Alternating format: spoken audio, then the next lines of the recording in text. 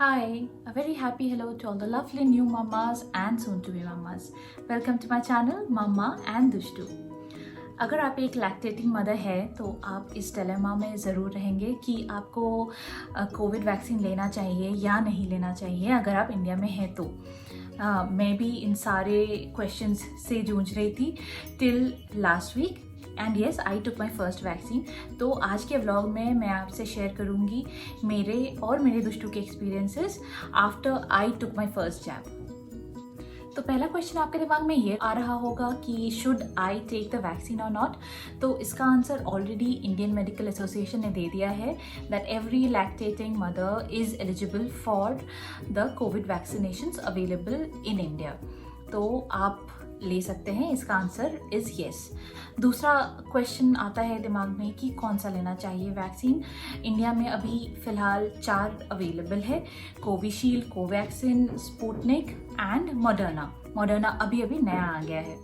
तो आप अगेन इस डिलेमा से निकलने के लिए अपने गायनेकोलॉजिस्ट से कंसल्ट कर ले, वो आपको सही डायरेक्शन देगा एंड वो आपको ये भी बताएगा that even though every lactating mother is eligible for taking the vaccination, in particularly you are eligible or not after he checks all your medical history जो उसके पास होगा, या फिर आप उसको अपनी फाइल दिखाएंगे तो वो आपको डिटेल में बता देगा कि आपको लेना चाहिए या नहीं लेना चाहिए।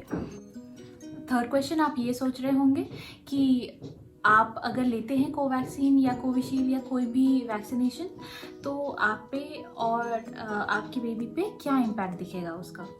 तो मुझे जो इम्पैक्ट दिखे तो पहले दिन ये था कि I didn't notice any change in my self, neither my energy level was लो, बुखार भी नहीं आया, I was perfectly fine the first day.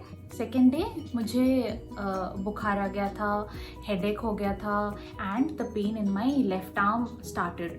तो इसके लिए मुझे और भी थोड़ा ज़्यादा डिहाइड्रेटेड फील हो रहा था, तो I started taking lot of liquids and I was trying to keep myself hydrated.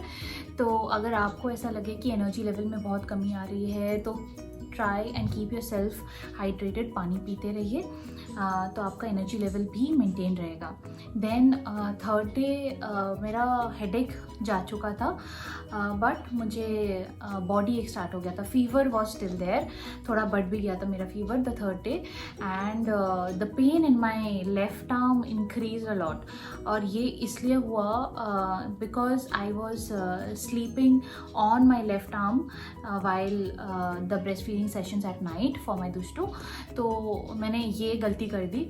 So please do take care of that. जिस हाथ में आपको लगा होगा वैक्सीनेशन उस तरफ मुड़ के ज़्यादा देर ना लेटे, उस पर आई वुड सजेस्ट प्रेशर ना ही डाले तो बेटर है, उससे कोई हैवी चीज़ें लिफ्ट ना करें तो शायद आपको दर्द कम हो और जल्दी ठीक हो जाए। एंड फोर्थ डे सब ठीक हो गया था almost by afternoon. Headache, body ache, fever सब चला गया था, पेन था आर्म में बट अगेन वो रात होते होते वो भी सबसाइड हो गया। तो ये थे मेरे सिम्टम्स कि मैंने क्या अपने में नोटिस किए। और रही बात मेरी दुष्टू की, तो उसमें भी मैंने थोड़े बहुत चेंजेस नोटिस किए after this.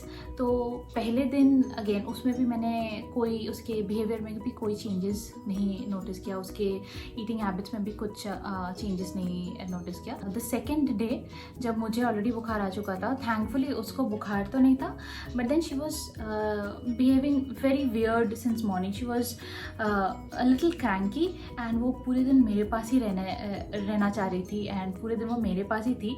So I had to carry her the whole day.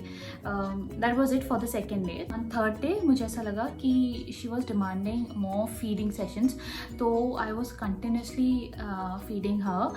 और उस दिन पूरे दिन जितना वो जनरली ब्रेस्ट फीड करती है उसने उसका ऑलमोस्ट डबल ब्रेस्ट फीड किया। तो that was the change that I noticed in her the third day and fourth day again she was back to normal. तो ये सारे चेंजेस देखे मैंने अपने दुष्टू में। जो सिम्टम्स मैंने अपने में नोटिस किए और जो कुछ चेंजेस मेरे दुष्टू में हुआ, वो ज़रूरी नहीं है कि आपके और आपके बेबी को भी वो चीज़ें हों। क्योंकि मेरे ऐसे फ्रेंड्स हैं कुछ जिन्होंने वैक्सीनेशन रिसेंटली लिया है एंड उनको किसी को कोई सिम्टम नहीं हुआ, किसी को सिर्फ हेडेक हुआ, किसी को सिर्फ बॉडी एक हुआ, किसी को हल्का सा बुखार था, किसी को बहुत ज़्यादा बुखार था और किसी को इन सब का कॉम्बिनेशन था जैसे कि मुझे। तो again every mom is different and so is every baby. तो आपको ये सारे सिम्टम्स ज़रूरी नहीं है कि हो ही, एंड अगर हो भी तो आप थोड़े बहुत प्रिकॉशंस लें तो वो ठीक हो जाएगा। There is nothing to worry about it and from my experience it's purely safe and now I am very happy and healthy back again after those 4 days. तो I would suggest आप मेरे ये टिप्स फॉलो करें और जाके vaccinate करें अपने आप को। Thank you for watching. Hit like if you like the video and subscribe to my channel to stay connected with my and Dushtu's journey together. Stay happy and keep safe. Lots of love from me and my Dushtu to you and yours.